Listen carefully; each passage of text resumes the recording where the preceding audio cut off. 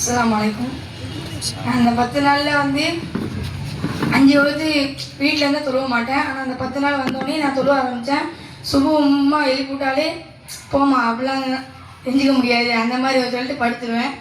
சுபம் எஞ்சிக்காதனால மற்ற வகுத்து தொழுவ மாட்டேன். வாங்க சொன்னால் போகணும்னு ஒரு எண்ணமே வராது எனக்கு. இங்கே வந்ததுனால இப்போது வீட்டுக்கு போனாலும் அந்த மாதிரி தோணும். அது மட்டும் இல்லாமல் ஹாஸ்பிட்டலுக்கு கூட்டு போனாங்க. அப்போ வந்து நிறைய நோயாளிகள் இருந்தாங்க. அதில் கேன்சர் நோயாளி பார்த்தோம். அவங்க வந்து ரொம்ப ஒரு கஷ்டத்தில் இருந்தாங்க. இந்த மாதிரி இங்கெல்லாம் ஒரு லேசர் வச்சு இந்த மாதிரி ஒரு இடத்துல காட்டி ஒரு மாதிரி இருந்தாங்க. 2 பேஷண்ட்டை பார்த்தோம். இது எனக்கு ஒரு தோணுச்சு, அல்லாஹ் வந்து நம்மளுக்கு இந்த மாதிரி கொடுக்கலையே, ஒன்றா நம்மளுக்கு நல்லா ஆக்கியிருக்கானே அல்லாஹ் அப்படின்னு நான் துவா செஞ்சிருந்தேன். அவங்களுக்கு இந்த மாதிரி இருக்குது, நம்மளுக்கு எல்லாம் நல்லா இருக்கானே. ஒரு ஆள் கை இல்லைன்னா நம்மளுக்கு கை இருக்குது, ஒரு ஆள் கண்ணி இல்லாமல் எல்லாம் சோதிக்கிறான், நம்மளுக்கு அப்படி இருக்கு அப்படின்னு நான் வந்து புரிஞ்சுக்கிட்டேன். அப்புறம் வந்து முதியோர் இல்லத்துக்கு போனோம்.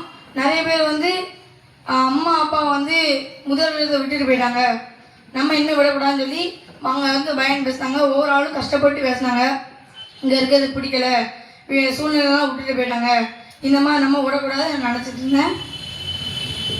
அது மட்டும் இல்லாமல் ஒவ்வொரு ரேட்டிங் கொடுத்து இப்போ நான் தலைவன் அப்படின்னா நான் என்னெல்லாம் செய்வேன் அப்படிங்கிற எழுத சொன்னாங்க.